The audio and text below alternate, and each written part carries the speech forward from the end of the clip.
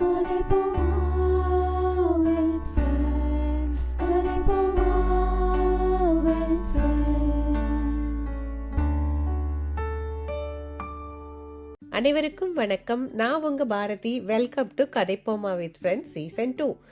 இன்று நம்முடைய பாட்காஸ்ட்ல ஒரு ரொம்ப இன்ட்ரெஸ்டிங்கான கெஸ்டோட பேச போறோம். சென்னை நினைவுகளிலிருந்து லண்டன் வாழ்க்கை வரை ஒரு அழகான பயணம். வாங்க பிரியா சதீஷ், வணக்கம். வணக்கம் Bharathi. Thanks for joining Priya. முதல்ல நம்ம உரையாடலை உங்க சொந்த ஊரான சென்னையிலிருந்து தொடங்கலாம். நங்கநல்லூர்னு சொன்ன உடனே உங்க மனசுல வர்ற நினைவுகள் என்ன? நங்கநல்லூர் சொன்னாலே எனக்கு ஆஞ்சநேயர் கோயில் தான்ப்பா ஃபர்ஸ்ட் ஞாபகம் வரும். நாங்க இருக்கும்போதுதான் அப்பதான் அந்த ஆஞ்சநேயர் கோயில் கட்டிட்டு இருந்தாங்க. ஆக்சுவலா காலையில அபிஷேகம் எல்லாம் முடிச்சிரும்ப்பா. அபிஷேகம் எல்லாம் முடிஞ்சிட்டு அதுக்கப்புறம் கரெக்டா 12 மணிக்கு ஆஞ்சநேயர் ஓபன் பண்ணுவாங்க. அதுல இருந்து தரிசனம் பார்த்துக்கிட்டே இருக்கலாம். உங்களுக்கு பெரிய ஆஞ்சநேயர் கோயில்ன்றதுனால அந்த தரை போட்டு மூணுனாலும் உங்களுக்கு ஆஞ்சநேயரோட ஃபேஸ் தெரியும். உங்களுக்கு ஆஞ்சநேயர் கோயில்ல வந்து அந்த ஃபுட்டு வந்து ரொம்ப ஃபேமஸா இருக்கும். ஒவ்வொரு வாட்டி புளியோதரை, லெமன் ரைஸ், தயிர் சாதம் இதெல்லாமே வந்து டிஃப்ரெண்டா இருக்கும். அந்த டேஸ்டே அவ்வளோ சூப்பரா இருக்கும். அண்ட் பயங்கரமான சக்தி வாய்ந்த ஆஞ்சநேயர் கோயில் அது. பக்கத்துலேயே வந்து ஐயப்பன் கோயில் இருக்கு. அப்புறம் ராஜராஜேஸ்வரி கோயில் வந்து ரொம்ப ஃபேமஸ் அங்க. நான் வந்து காலேஜ் வந்து கோயம்புத்தூர் காலேஜ் படித்தேன். ஆக்சுவலாக பார்த்தீங்கன்னா எங்கள் காலேஜில் வந்து ஆஃப் டே தான் நடக்கும். ஆஃப் டே தான்றதுனால மதியானத்துக்கு மேலே நாங்கள் வீட்டுக்கெலாம் போக மாட்டோம். நாங்கள் ஒரு 3-4 ஃப்ரெண்டும் சேர்ந்து ஜாலியாக என்ஜாய் பண்ணுவோம். எல்லா பீச்சுக்கு, பெசன்ட் நகர், அங்கே இருக்க ஈசிஆர் ரோடு, அந்த மாதிரி நல்லா அங்கே போய் சுற்றுவோம். எனக்கு வந்து ஃபுட்டு ரொம்ப பிடிக்கும். அதனால வந்து எல்லா வகையான ஹோட்டலும் போய் ட்ரை பண்ணணுன்றதுக்காக 1 ஸ்டார்லேருந்து 5 ஸ்டார் வரைக்கும் நான் வரைக்கும் போய் என்ஜாய் பண்ணி ஒவ்வொரு விதமான ஃபுட்டெல்லாம் சாப்பிட்டு அந்த டைம் என்ஜாய் பண்ணியிருக்கேன் நான். அண்டு ஆஃப்டர் காலேஜ் முடிச்ச உடனே எனக்கு ஜாப் கிடைச்சது.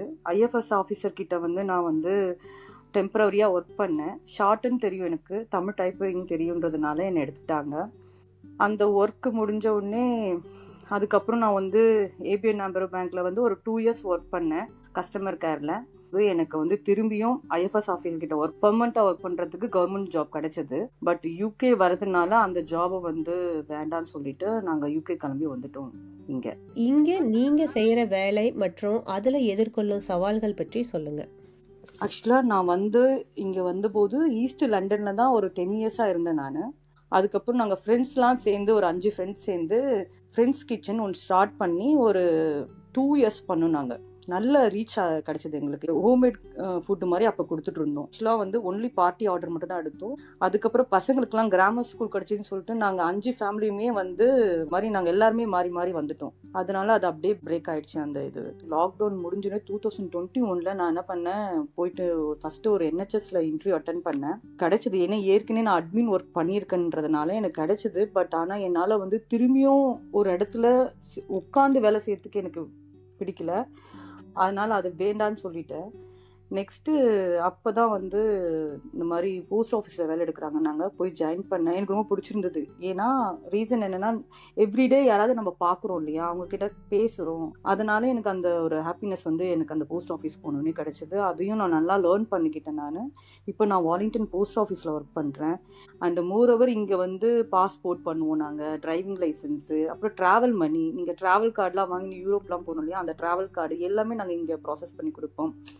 இதெல்லாம் பண்ணும்போது எனக்கு புதுசாக நிறைய லேர்ன் பண்ணுற மாதிரி தெரிஞ்சது.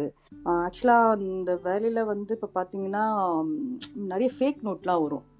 மிஷினில் போட்டால் ஷோ பண்ணுன்னு சொல்கிறாங்க. பட் இருந்தாலும் நம்ம இப்போ கையை தொடும் போதே நாங்கள் கண்டுபிடிச்சிடுவோம். ஏன்னா எங்களுக்கு அந்த எக்ஸ்பீரியன்ஸ் இருக்கிறதுனால.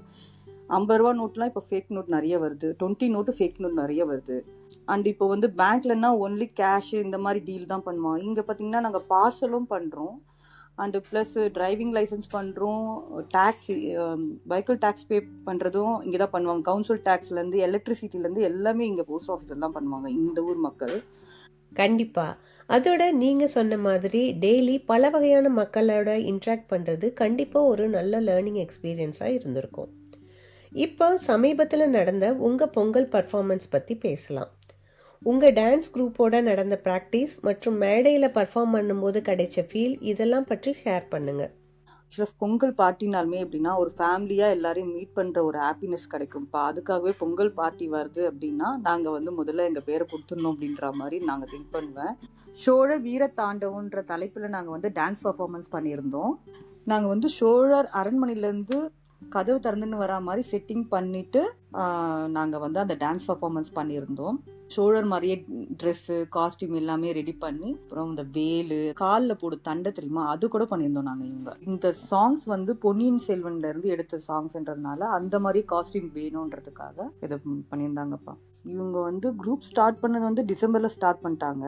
பட் ஆனால் நாங்கள் வந்து ப்ராக்டிஸ்னா அப்படி டிசம்பர் கிறிஸ்மஸ் ஹாலிடே அந்த மாதிரிலாம் போயிட்டு நியூ இயர் செலிப்ரேஷன் முடிச்ச உடனே டான்ஸ் ப்ராக்டிஸ் பண்ண ஆரம்பிச்சோம். நாங்கள் எப்பவுமே கிருத்தி அர்ச்சனாலாம் வந்து கொஞ்சம் எப்படி சொன்னால் டிஃப்ரெண்ட்டாக திங்க் பண்ணுவாங்க. பிரதிஷா வந்து நல்லா கரெக்டாக டான்ஸ் ஆடணும் எல்லாரும், அதனால ப்ராக்டிஸ் ரொம்ப பண்ணாங்க அவங்க. பிரதிஷா எல்லாம் பண்ணது இவங்க 3 பேர் தான்ப்பா.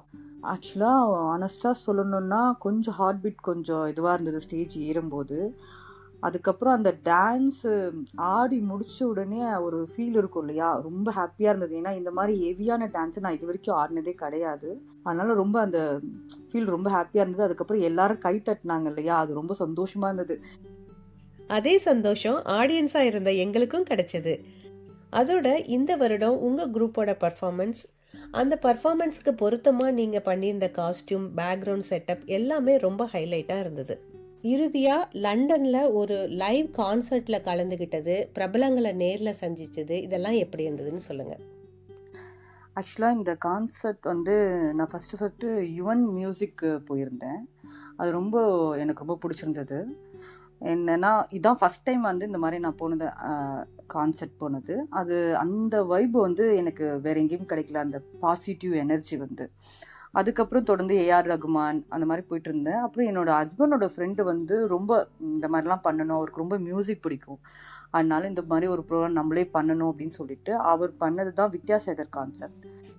ஆக்சுவலாக பார்த்தீங்கன்னா அந்த கான்சர்ட் போகும்போது எப்படின்னா, இதெல்லாம் வந்து நம்ம ப்ரோக்ராமுக்கு தான் போவோம். இது வந்து லைவாக அவங்க ப்ராக்டிஸ் பண்ணதுலேருந்து எல்லாமே நாங்கள் ரியலாக பார்த்ததுனால எனக்கு இன்னும் ரொம்ப அவங்க ப்ரொஃபெக்ஷனாக எவ்வளோ கிளியராக எவ்வளோ சூப்பராக பண்ணுறாங்க அப்படின்னு சொல்லிட்டு இது பண்ண முடிஞ்சது எனக்கு.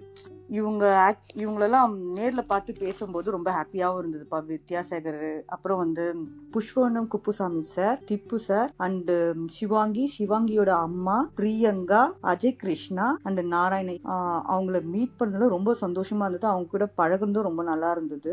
பட் எல்லா சாங்ஸுமே பார்த்தீங்கன்னா நம்ம வித்யாசாகர் சாங்ஸா இது அப்படின்ற மாதிரி எனக்கு தோணுச்சு. ஏன்னா அவ்வளோ சாங்ஸ் அவர் நல்ல நல்ல சாங்ஸ்லாம் பண்ணியிருக்காரு. அப்போதான் அந்த ஒவ்வொரு சாங்ஸும் பற்றி அவர் பாடும்போது தான் எங்களுக்கு தெரிஞ்சு, ஓ இதெல்லாம் இவங்க தான் பண்ணியிருக்காங்களா அப்படின்ற மாதிரி. அவ்வளோ சாங்ஸுமே வந்து நல்ல ஹிட்டான சாங்ஸு. வித்யாசாகருக்கு வந்து எப்படின்னா நம்ம காலேஜ் படிக்கும்போது ரிப்பீட்டடாக அந்த சாங்ஸ்லாம் நம்ம கேட்டிருப்போம் இல்லையா, அந்த சாங்ஸாக இருந்ததுனால இன்னும் கொஞ்சம் எப்படி சொல்கிறது, நல்ல டான்ஸு அந்த மாதிரி ரொம்ப என்ஜாய் பண்ணி எல்லாரும் இது பண்ணோம் நாங்கள். உண்மையாகவே ஒரு லைவ் கான்சர்ட்டில் கலந்துக்கிறது, சிங்கர்ஸை நேரில் பார்க்கறது எல்லாமே ஒரு ட்ரீம் கம் ட்ரூ ஃபீலை நிச்சயம் கொடுத்துருக்குன்னு தெரியுது. அதோட உங்கள் வாழ்க்கை அனுபவங்களை எங்களோட பகிர்ந்ததற்கு மிக்க நன்றி Priya. Thank you so much. Thanks Bharathi. இப்போ நம்ம பாட்காஸ்டின் நிறைவுக்கு வந்துட்டோம். அடுத்த வாரம் மற்றும் ஒரு சிறப்பு விருந்தினரோட பேச போறோம். மீண்டும் சந்திப்போம். நன்றி.